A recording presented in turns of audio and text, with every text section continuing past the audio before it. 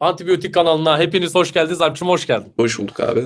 Bugün Alp'le beraber Disclosure Day'i konuşmak için toplandık ve online'a bir süre dönüyoruz. Bunu da bilgisini Evet verelim abi. Neyi girişte. ifşa ediyoruz? Spielberg'ün EYT'yi ifşa etmek için toplandık bugün. Ve videoya girmeden önce bir sürü müzik reaksiyonumuz var. 50 video olmuş. Bir sürü podcast'imiz var. Dizilerden filmlere, bir sürü seride bunları konuşuyoruz. Hepiniz bunlar için bekleniyorsunuz. Onun yanında diğer videolarda yapmadığım bir şey söyleyeceğim. Hepinizi Instagram'ı takip etmeye çağırıyorum. Shortslar paylaşıyoruz ve yeni kaydırmalı postlarla beraber bilgilendirici, daha detaylı içerikler yapmaya geri Çalışacağız döneceğiz. diyelim. Döneceğiz. Yapacağız. Bunlar hepsi iş yükü ama hepsi yapılacak. Evet abi. Alp'cim nasılsın? Öncelikle bir giriş yapalım. Vallahi iyiyim abi. Yani bu aralar sinemaya gidebildik bayağı. Değil Evet mi? onu ben de çok sevinçliyim. Geçen arkadaşıma da söyledim. Bayağı iyi oldu ya. Böyle özledim yani zaten bu kadar üst üste gitmeyi de özlemişim. Ve bizim için Bir güzel bir de dönem oldu. Neden? Yani şimdi hem eski nesil yönetmen diyebileceğim sen hem Spielberg'ü izleyebilmiş olduk. hem de Hem de 20 iki tane yaşındaki yeni yönetmenle çıkış yapan, değil mi? Hani neredeyse çok iyi iyi oldu birer o. YouTuber diyeceğimiz yönetmenin filmine gittik. Hatta sana şöyle söyleyeyim. Onlardan 1-2 ay önce de Iron Lung diye bir film vizyona girmişti. Evet, onu da Iron gördüm. Lung'un yönetmeni de Mark Clear adlı YouTuber ve O mu 38-39 milyon yönetmiş onu? civarında evet Vay. de takipçisi var. Kendisi bir oyun uyarlaması yaklaşık 1 saat Hı süren bir hı. oyunu uyarlamış. Onu daha izlemedim. Onu da bu hafta izlemeyi düşünüyorum. Ya genel olarak şunu diyebilirim. Bence karışık fikirlere sahibim ben. Eksikleriyle artılarıyla tuhaf bir filmdi benim için. Bir yandan Spielberg tarzını özlemişim. O işte old school Alien işte geliyorlar, Hı gelecekler hı. falan. Bunlar benim çok sevdiğim şeyler yani. Çocukluktan beri izleyip beğenirim yani. Ama bir yandan da artık aynı şeyin daha da eksik versiyonlarını izlemek bana bir yandan da üzücü hissettirdi. Neydi lan şu son film onun? The Ready Player One. Onun mesela senaryosu daha orijinaldi ve en azından bir noktada tamamlanıyordu. Yani izlerken bütüncül tam bir film izlemiş oluyorduk. Bence Disclosure Day öyle bir film olmadı. Bir bütün olarak hissettirmedi bana diyeyim. Yani bu Benim ilk film fikirlerim bu bana şekilde. hani o hikaye konusunu dedin ya hani daha güncel şey hissettirdi diye. Yani böyle Hı hı. sanki kıyıda köşede kalmış bir senaryo varmış elinde. Anladın mı? Hani böyle 15-20 sene önce bunu çekmiş de çekememiş. Hadi şimdi bunu yapalım gibi bir şey geldi yani bana. Olabilir bu arada ya. Bu Bu dediğin olası çok bu olası arada. yani. Ya olası. Evet bence de. Yani nasıl James Cameron beklediyse Avatar için yıllarca ki o eskilik, eski kafalık onda da hissediliyorsa bunda da var Ve bir hani nevi yani. yıllar geçtikçe Avatar'ın eski kafalığı daha çok batmaya başlıyor izlerken Tabii zaten. canım, tabii. Özellikle kanalda 3. filmi konuşacak vaktimiz olmadığı için konuşamamıştık. 3. film dehşet klişe. Sadece yeni tür vaat etmişti bize. Onun dışında yani ikinci filmin aynısını kötüsünü izledik yani. Rezillik de o konuda bence. Peki abi Şimdi sinemada gidilir mi buna? Ya ya ben kesin şöyle gidin diyemem. ben gidin derim ya. Abi çünkü neden Spielberg diyeceksin? olduğu için. Spielberg farklı kamera tercihleri kullanmış. O yüzden. Farklı açılar vardı filmde. Tabii benim de Tuhaf filme kamera dair en beğendiğim şey geçişleri. oydu zaten. Aynen. O yüzden sinemada gidin derim. Ben yani en azından sinemada izleyin derim. Çünkü evde Peki, izleyen biri temelli sıkılır da yani izlerken. peki şöyle sorayım. İşte Backrooms Obsession bu filmden biri gidecek olsa hangisine gitsin? Obsession'a gidin derim. Evet, ben de aynı şekilde düşünüyorum. Ya, o Obsession işlerinde en izlenilebilitesi yüksek olan diyeyim. Bence Aynı de evet. zamanda kalite olarak da hepsinin bir tık üstüne yazacağım bir filmdir Obsession benim şey olarak. Yani old school bir konuyu alıyor aslında Obsession'da ama Disclosure Day gibi yapmıyor yani. Obsession bunu olabildiğince nasıl söyleyeyim kendi elementleriyle yeni bir şekilde yorumlamaya çalışıyor. Disclosure Day temelli olanı da yorumlamıyor. Onu daha sonra senaryoda zaten geçeriz. Abi peki bu bir kader mi? Ne diyorsun yani mesela? Ridley Scott'un işte Gladiator ikisini izledik. Scorsese'den en son ne izledik hatırlamıyorum da. Scorsese işlerindeki en iyisi. Tabii canım Çektiği orası şeyler öyle iyi abi. zaten. O adam Scorsese gerçekten. iyi. Ama Coppola Coppola. onun da Megalo incelemesi ya. var. Megalo'nun inceleme var da yani izlemeyin. İncelemeyi bile izlemeyin öyle Filmi de diyeyim. izlemeyin. Filmi de izlemeyin, incelemeyi de izlemeyin öyle bir film. Ya Fazıl 3 kere uyumuş öyle bir film. Ben Ya 13 kere ben de bir uyudum. arada uyudum. Ay, sen sinemada uyudun ben de evde uyudum. Arada uyku molası Ya verilebilecek ben bir de film. son seansa falan gitmiştim onda hani. Çok kötü ya. Ninni. Alp böyle sallıyor. Adam Driver açıklama yapıyor. Çok kötü film. PowerPoint Ya slaytları giriyor falan. ya yaşlı yönetmenlerin tabii ki güncel adapte olmasını zor buluyorum ben. Ama bunu Peki bu yapılamayacak bir şey de yaşlıktan değildi ötürü yani. mü mesela? Ne diyorsun buna? Tabii ki ya. Bence yaşlılıktan da ötülüdür ya. Belli bir noktada. Üzücü bir şey Abi bu değil çünkü mi? adam gene Roswell'e dönmüş. Ya senle de konuştuk yani. Ya işte mesela bu kasıtlı bir şey mi? Anladın mı? Yoksa adam en son hani onu hatırladığı için mi? En son onu hatırladığı için değil kasıtlıdır da gene eski kafa ki her türlü eski kafa bir yorum. Yani Yani evet ya bu tam o en bilinen çerçeve. olay falan hani en böyle işte doneler olan olaylardan birisi. Ya yaşlıklarla ilgili bunu söyleyebilirim yani. Bir sonraki filmi gene merak ediyorum. Çünkü sonuç olarak kamera kullanımında farklı şeyler yapmış. Bir aksiyon filmi değil mi? Pür aksiyon filmi. Michael Bay. Transformers yönetisi falan. Şimdi mesela şöyle bir şey sorayım sana. Filmin en büyük olayı ne? Şey yapmaya çalışıyorlar hani filmin son Merak perdesinde. unsurunu ayık tutmaya çalışıyor. Evet yani şey kim? Oha konuş artık. Şey kim diyor. Çok tabu oynuyormuş gibi hissettim şu an. Mesela ana karakter bir haber sunucusu. Hatta haber sunucusu da değil tam. Hava durumu sunucusu. Hava durumu sunucusu, tamam mı? O NTV'deki bildin değil mi o adamı? Evet, O bildim işte onu, o. aynen. Şey Emin Çapa. O şey Bogerç farklıydı ama. O farklı, evet. Tercihi nasıl buldun? Mesela bu Haber spikeri kayıtları, mevzunu mu? evet hani mesela bu kayıtları ne bileyim işte Twitter'da, sosyal medyada falan yaymak yerine hani Spielberg neden şeyi tercih etmiş? Bunu geleneksel medya dediğimiz işte televizyonlara taşıma şeyinde bulunmuş. Aga bu bence Sen senin ne dediğin yere çıkıyor. düşünüyorsun bu Çünkü bu konuda? 15 yıl önceki şeyin kafayla yazılmış yani. Anladın mı? Şu anda Hı. çeken biri bunu daha mesela işte araya bir Twitter efekti koyardı, bir Instagram'da video çeken Yani insan telefondan koyardı. bakıyorlar. Bak telefondan bakılan bir iki saniye görüyoruz. Ama asla böyle Twitter'a girdiklerini falan tam hatırlamıyorum. Yine böyle şeyi Yok hayır açıyorlar. hayır. Anladın mı? Full işte ana haber Bültenini açıyorlar şirketinin yani. aynen bültenden işliyor bütün film yani. Peki burada sence bu kasıtlı mı? Hani Spielberg'in hani eski kafalı olmasından ziyade şey mi? Bu geleneksel medya dediğimiz daha mı oturaklı ve daha Ya filme güvenilir? daha çok oturuyor. Yani Spielberg Bak şimdi kafasında bir sinematik insan olarak için daha oturuyor. Ama ben sana şey olarak soruyorum. Mesela uzaylı geldi, tamam artık okey. Bunu mesela atıyorum işte Show TV'de görmek mi daha şey inandırıcı sana? Twitter'da Yoksa görmek daha Twitter'da inandırıcı görmek ya. mi? Twitter abi yani. Zaten Niye mesela telefonda Twitter'da çat diye görsen şey önüne. yapmayacaksın. Ya bu ne falan deyip kaydırmayacaksın işte. Ama aga AI'dır video falan deyip. falan işte o büyük ihtimalle bir sürü sayfaya düşer bir anda. Hı Ve hı. aniden bütün time'ın o oluyor zaten. Ya tabii. Güncellik bu. Ya bunu Spielberg'ün zaten kullanmasını beklemiyordum. Böyle bir şey asla istemezdim de filmden yani. Çünkü bunu oturtabileceğini düşünmediğim için istemezdim. Hı hı. Bu noktada bence güzel bir tercih olmuş. Çünkü filmin Ya bunu sonunda farkında o olarak bülten yaptı diyorsun. evet ve filmin sonunda o bülten sekansını bayağı uzun tutmuş. İşte haberler bağlanılıyor. Haberi bedava veriyorlar çünkü çok büyük bir haber ve bütün dünyayı ilgilendiren o yayın paylaşmaları izliyoruz. Spikerlerin inanılmaz oyunculuklarına şahit oluyoruz. Yani bunu Oradaki tamamen kurgu falan bilerek çok yapmış. güzeldi zaten. Aynı. O beş Zaten altı filmin en dakikalık güzel yeri sekans bayağı orasıydı. şeydi yani böyle. Güzeldi orası gerçekten. O yüzden bence onu bilerek yapmıştır diye düşünüyorum. Yani çünkü filmin en öne çıkarılan noktasında onun koyduğu bu şey var yani. Ama ben hala hani şöyle diyebilirim. Bir televizyonda görsem bu olayı işte böyle bir spikerin anlattığı daha böyle vurucu olur yani her türlü bencesi. Evet. Abi senaryoya geçelim. Ufak ufak konuşalım her şeyi. Şimdi bir dediğimiz gibi hava durumu sunucumuz vardı. Bir tane de çok zeki bir Darex miydi şirketin adı bu arada? Vardex miydi? Vardex, Değil mi? Vardex. Darex ne ya? Sandalye markası. Şey, milyoncularda satılan.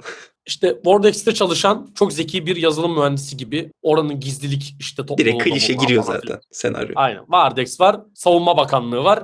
Savunma Bakanlığı'nda çalışan insanlar var. Bu böyle bir üçgenimiz var. Bu üçgendeki insanların olaylarını izliyoruz. Yani aslında biz doğrudan ne hükümeti görüyoruz, ne başkanları görüyoruz, ne bir şeyler görüyoruz. Sadece Vortex ve Savunma Bakanlığı üzerinden anlatıyor hikaye. Bu da zaten çok klişe bir tercih. Çünkü Ve işte bu bir tane eksik de cümleyle hissettiriyor açıklamış. bence. Tabii ki filmin ciddiyetini düşürüyor. Bir de şöyle bir tane cümleyle açıklamaya çalışıyor Hı. film bunu. Ya başkanların haberi olmasına gerek yok. Evet. Zaten 7 yılda bir Evet ya, değişiyorlar. gerçekten. Senaryomuz bu şekilde gidiyor. Bir anda kuş gören ve geyik gören karakterlerimiz yapıp uzaylı iletişimindeki araç oluyorlar. Ve bunun geliştirdiği olayları izliyoruz. Bence ilk yarı çok iyiydi. İlk yarıda Emily Blunt'ın karakteri hem John O'Connor'ın karakteri hem çok ilgi çekiciydi. Hem o aksiyon sekansları filme bağlamanı sağlıyordu. O araba koşturması, o John O'Connor gidiyor, sevgilisi bir din çatışması yaşıyor ki olay da ikinci yarıda çok düşüyordu. Bunların hepsini topladığın zaman ilk yarıda bayağı ben eğlendim yani. İlk yarı Ben de hatta ilk eğlendim. yarıya Ama girdiğimde ulan klişelikten dedim çıkmıyor asla.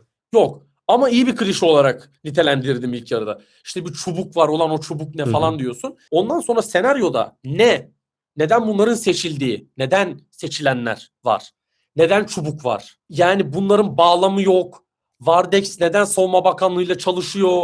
Hani uzaylıların amacı ne? Bunlar neden dünyaya geldi ve kaldı? Neden deney bilmem ne? Bunların hiç ordusu yok muydu falan. Detaylandırdıkça cevaplanmayan bir sürü soru ortaya çıkıyor. Filmin zaten sıçtığı noktada bu. Hiçbir soruya filmin sonuna geldiğinde cevap vermiyor. Sadece bir de uzaylılardan dinleyelim. Gerçekten öyle oluyor. Şükran. Anladın mı ya? Öyle olmuş. Hani O Gora'da ne yüzden kadar uzaylı görüyorsak aynen bundan o o kadar gör. derinlikte, anladın mı? Ya böyle film bence çok hani yüksek başlıyor, tamam mı? Çok böyle konuya girecek gibi. İşte çubuğu görüyorsun. Yok görünmez oluyor. Yok işte empati, telepati bir şeyler falan. Abi hiçbir şey açıklanmıyor ya.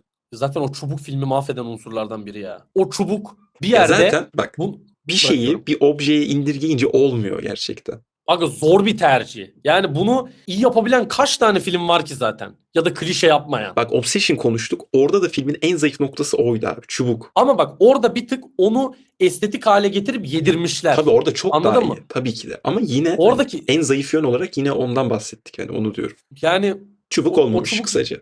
kötü. Abi bir de çubuk bir yerde görünmez yapıyor dediğin gibi. Bir yerde bunların kafasına halka şeklinde çubuklar geliyor. Bunlara gücünü veren o. Evet. Bunları iletişimde tutan o. Bir de bir sahne var. Çubuğu rastgele bir Vardex çalışanı tutuyor. Adam yok olup geri geliyor. Şimdi bak bu da çok eksik. Yani bu teleport mu sağlıyor? Bu işte güç mü veriyor? İletişimde mi tutuyor? Bu çubuk ne abi? Ya Ya bu bu işte bir bu gizem de çubuk. katmıyor. Ya izlerken tamam hani ne Düşürüyor oluyor zaten. diyorsun da filmin sonuna geldiğinde bu bir eksi yazıyor yani. Kesinlikle. Çünkü açıklanmıyor. Ben o halkayı gördüğümde kafalarında bunların çocukluk Tabii flashback canım. sahnesini izlerken bir yere bağlanacağını düşünmüştüm. Ben de Ama hiçbir bekledim. yere öne çıkarabileceğim bir unsur değil. Zaten geri kalan merak unsurlarının hiçbiri de tamamlanmıyor. Şeyin sevgilisinin adı neydi ya? Çok anırım. Jackson. Ya Yarma Jackson diyor ya. Jane'miş. Jane. Ha, sevgilisi deyince şey anlamadım ilk. Abi bu Jane'in Dean mevzusu da bence iyi bağlanmıyor. Orada uzaylı videosu geliyor abi. İzliyor bu. Canlı görüyorsun falan filan. İkna oluyorsun tamam da abi çok kötü bilmem ne bu dünyayı yıkar. Ondan sonra ikna olmak için rahibeyi arıyor. Rahibe de diyor ki olur öyle. Şimdi Bu bence da ikna orada, oluyor. orada şöyle bir şey var. İkna olması değil de olay. Bunun hani halka açıklanmasındaki tepkiyi öğrenmek için arıyor aslında. Ama bu işte zaten Daniel Keller'ın karakteri zaten diyor ki bunu halk karar versin abi. Ama halk bilsin olanı yani. İşte filmin mentali bu. Ha dediğin gibi gene bir nebze o kendi içinde açıklanabiliyor ama bence o da çok zayıf. Ya bir yandan çünkü koşuşturuyorlar orada ölecekler falan. Bir yandan şeyleri de görmeye başlıyoruz. Geyik geliyor, kuş geliyor, tilki geliyor. Zaten o sekansa değineyim ben bahaneli girmişken. Abi o nedir ya? Ya tamam Disney filmi kafasında işleyin de abi 30 dakika hayvan izleyip ağlamayalım ya. Bu film o film değil abi yani. Geyik geliyor. Neymiş? Uzaylılar bize sempatik gözüküyor. Allah belan versin o uzaylı yerde geyiği görsem daha çok korkarım. 3 metre geyik. Yani o Şu bir detay oturma olarak bir- kalsaydı daha güzel olurdu. Bu Yani kadar sembolik böyle olarak atfet. Geyik yürüyor. Ulan iyi öpüşmediniz geyikle yani. Bu, bir sarılaydınız falan. Çay içmeye de gideydiniz geyikle. Olmamış abi o işler ya yani. işte filmde Tam dedi, inanılmaz bir şey var. Yani uzaylılar çok iyiymiş gibi bir gösterme uzaylılar çabası neymiş var. onu da bilmiyoruz ki. İşte hiçbir şey bilmiyoruz oğlum. Filmin Bu sonu film yok çok kötü ya. yapıyor. Bir, ya film sonu şey. Bir de ondan dinleyin. Hani ne fısıldadı ki kulağına? Bana çok zayıf geldi filmin senaryosu. Zaten en kötü unsuru da bu. Zayıf Zaten bana hemen ne hemen zaman geliyor? Falan değil mi? Hani Wolverine varmış. Yani bilmiyorum ya dandikti baya. Abi uzaylı tasarıma ne diyor? Baya Roswell'dekinin aynısı. evet, ondaki aynısı. Yani zaten film ne kadar popüler kültürde yani şu ana kadar bize aşılanan ya da öğrendiğimiz bildiğimiz ne varsa onu alıp şey yapıyor. Burada Yediriyor yapılmışı sana. var deyip anladın mı? Yeni bir şey katmadan direkt onu devam ettiriyor yani anladın mı? Evet maalesef öyle ya. Abi küçücük uzaylılar görüyoruz. Bir açıyor sandığı şeyi kutuyu bir çıkarıyor. 3 metre uzaylı. Ne o yaşlanmış büyümüş hali mi? Boss fight. O bir de niye şeydeydi ya mesela? Kill him falan. Ne bu abi? Hani niye tekerlekli sandalyedeydi mesela? Yaşlı çünkü. Oğlum milyoncudan aldıkları bir perde gibi açtılar onu. Forbest Vallahi ya. Forbes'ten almışlar gibi. Hatırlıyorsun değil mi onu? İnsan bir Abi kapsül film- mapsül bir şey yapar ya. Abi perdeyle örtmüşler yaratığı Hayır, ya. şey gibi olmadı bak şimdi vereceğim böyle patlayacağım da. Hani izdivaç programını açarlar ya böyle. Elektrik alamadın. Kablo bağlayalım falan. Tam öyle değil mi ya? Evet öyle baya kötüydü ya. Gerçekten. Arkada müzik Ya çalıyor abi falan böyle. şey bana çok garip geliyor. Ben onu öveyim bu arada. Filmin kamera açıları özellikle bilgisayarda Jane'in bu uzaylıları izlediği sahne, Hı hı. haber sundukları sahne, ondan sonra sondaki bülten sahnesi hem kurguları çok iyi, hem oradaki yazım çok iyi, hem de kamera açıları ve çekim açıları çok iyi. Abi sen görüntü, sinematografi, kurgu açısından bu kadar modernite getirebiliyorken ya Onu senaryo çok iyi okurken hiç dedin. şey demedin mi? Yani abi tamam bu böyle çektik de biz bunu. Ya o çubuk falan o yaratık yani bunu biz bir yere bağlayalım en azından bir bütün hissettirsin hiç dememeleri bana garip Ya geliyor işte hani ya. o sinematografideki o tutarsızlık yani dönem olarak o çok fark ediliyor işte. Zaten filme ket vuran da bu ya bence. Evet. Kendi ayağını Dengesiz sıkıyor gösteriyor yani. O filmi. yüzden diyorum böyle 20 yıl önce olsa güzel bir şey izlerdik falan belki derdik yani. Ve o dediğin kamera açılarını bilmem neleri falan çıkarınca elinde hiçbir şey kalmıyor bence. Evet, Evet doğru. işte Spielberg filmi izledik falan. Hiçbir şey kalmıyor yani. Michael Bay'in yeni filmi ya yemin ederim. Abi öyle bu arada ya. Aga zaten o çekim açılarını çıkarınca Emmerich filmi gibi. Bir şey değil mi? İnanırım. Böyle kaliteli olmasa inanırım Çok mu yani. farklı abi? Ya Mufo sadece zorluyor artık. Hani belli bir yerden sonra Ama onlar boktan zaten olmak için artık zorluyor. belli. Anladın mı? Orada niyet belli zaten. Abi bir de filmin bütçe de çok yüksek. 115 milyon dolar bütçesi var abi film. Hani az değil yani. Tamam bir Spielberg'e vermeyeceğiz de kime vereceğiz de yani bu senaryoya bu değil. 50 milyona da çekerdi Spielberg bu filmi. İki Çekilir tane canım. siyah araba kıracak diye. Bilmiyorum bana Ama abartı ev geldi yaptılar yani. baştan. Bir dakika. Şimdi baştan ev Abi yaptıkları bak için bir de o var ya. Bir de o var abi. Evinde hissetsin. Emily Blunt 15 kadını zorlamışlar. 20 dakika ağla ulan ağla ağla falan diye. Kadın böyle duruyor, ağlıyor. Orada sıkışma geldi bana artık la bit artık lan falan hani hikaye çözüm süreci. hani çok bir paralellik yok ama o ev sahnesinin bir benzeri Fallout'ta vardı mesela. Mission Impossible. İlk sezonda diyorsun. Ha tam bildim. Oğlum dizide de öyle bir şey vardı ya. Kafa gitmiş. Aa bak Mission bu arada dizideki de onun bir farklısı. Hani kandırma üstüne. Evet ha işte anladım benim kafa ona gitti. Ama burada uzadıkça uzuyor, uzadıkça uzuyor. Kendini duvardan duvara vuruyor falan. Abi bir de mesela filmde açıklanmıyor. Hugo nereden biliyor ya bunları? CIA abi. Oralar deli dandik zaten. Hugo'nun Ya, yaveri dediler ya. Koca mühendise. Onu o sahne evet. hatırlıyor musun? Bu kim? Hugo'nun yaveri.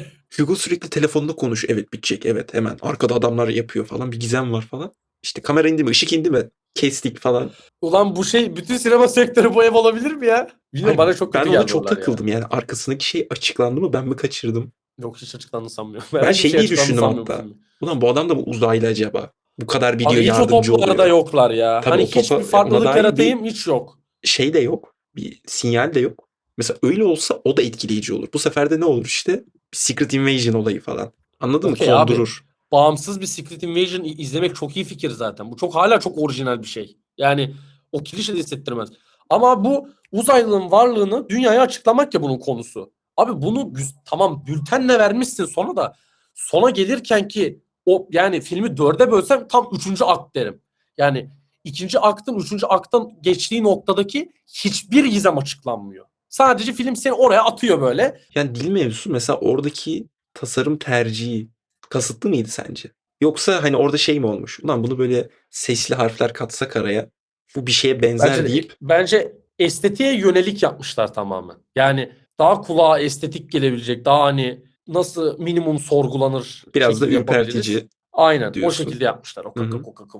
Hem ki dediğin gibi bayağı da Hı hı. ürpertici yani. İyi bir seçim bu arada. Hani filmin iyi seçtiği nadir noktalardan bence o. Oyunculuklara gir. Abi Emily Blunt inanılmaz iyi oynuyor. Evet bence de ya. Kadın kendini çok vermiş filme. Yani o da Müthiş oynuyor olmasa yani. Çok büyük eksi yazardı bu arada. evet. Bayağı iyi oynuyor. Ben Josh O'Connor'ın da oyunculuğunu çok beğendim. Yani o da olabildiğince yakıştığını düşünüyorum.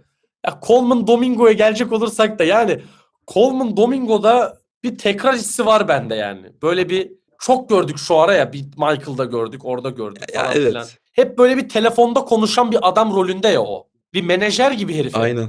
Yani o mevzu beni biraz hani Coleman Domingo'nun bu filmdeki yeri kötü abi. Coleman Domingo gene elinden geleni Ya işte bir yapıyor. gizem unsur olarak onu da şey yapmaya çalışmışlar da. Hiçbir gizemi yok ama. Dümdüz bir herif. Yani yoldan çevirdiğim bir Amerikalı yani filmde.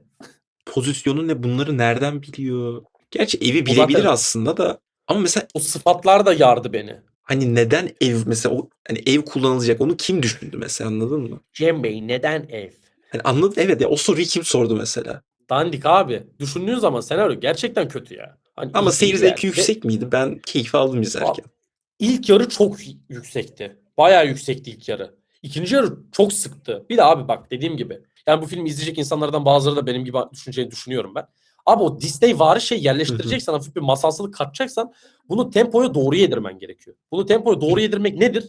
Sen onu oraya ara sekans olarak koyduğun zaman onun temposu da aşağı yukarı filmin temposuna benzer olması lazım. Akıl fikir var yani. Bu bence mantıklı bir tercih değil. Bu kadar ciddi. Adam orada Vardex'te çubuğu insan zihnine giriyor. Sen oradan geyik koyuyorsun yani. Bu işin bir Abi bir dozajı de olmalı yani. onu niye direktör yapıyor?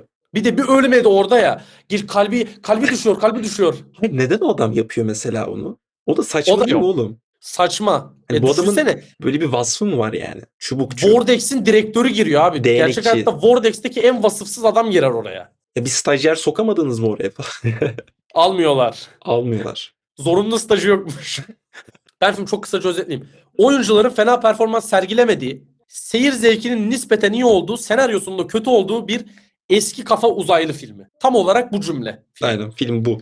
Evde açtın, akşam 9, Disclosure Day'i izlerken saat 11'de uyuyakaldın. Aynen Film budur. horlamalı uyudum bu. Artık Netflix'te en açtın sonunda izledin. sonra saat 11 çeyrek geç uyandın, yanındakine sordun uzaylılar geldi mi ya? Dedim film bitti bu kadar. Yani tam böyle bir film olmuş. Bence potansiyeli daha yüksekmiş. Yani Vortex Kesinlikle. bilmem ne uzaylı falan birazcık daha Arrival'ımsı, gene Arrival ama hani bir Anmasak Arrival'ın olmaz trak bir tabii. şey. Abi Arrival çok iyi bir şey. Bak Arrival o ciddiyeti nasıl koruyor abi?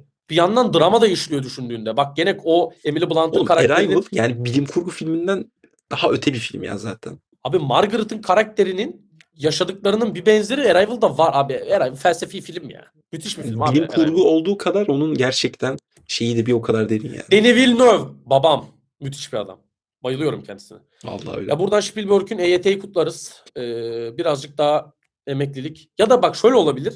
Abi yazarlıkta destek alsınlar Evet ya. Bu abi ayıp bir bence şey de değil. kesinlikle bak onu doğru diyorsun yani. Bak abi Ki David burada Fincher hep film yönetiyor abi. David Cobb diye bir adam yardım etmiş. David Cobb da Jurassic Park'ın ilk filminin yazarı. Mission Impossible'ın ilk filminin yazarı mesela Bak düşündüğünde. çok Kötü bir ilginç yazar. yani. Kötü bir yazar da değil ama burada bayağı kötü iş yapıyor yani. Abi Jurassic Park ne kadar bütün bir film düşündüğünde. İşte ne diyelim abi? Yaşlılık hepimizi Ben vuracak. filme Film 6 mesajı bu veriyorum. muydu abi? Ne diyorsun? Böyle bir meta Evet. bir yorum getirelim. Evet. İfşa edilen şey Destek bu. alalım. Ben filme 6 veriyorum. Tam bir 6'lık film Ben benim de için 6 yani. veriyorum. Yüksek bütçeli 6'lık bir film. Biz daha fazla eksiklerini konuştuk ama dediğim gibi görsel açıdan da bir o kadar tatmin edici sahnesi vardı filmin. Hani o kadar da çöp, bok falan Yok öyle yok bir o şey konuda yok. bir şey demedik zaten. Gayet keyifli bir filmdi yani. Biz kaçalım. Alpçım ağzına sağlık. Teşekkür Senin de abi. ediyoruz. Biz kaçtık.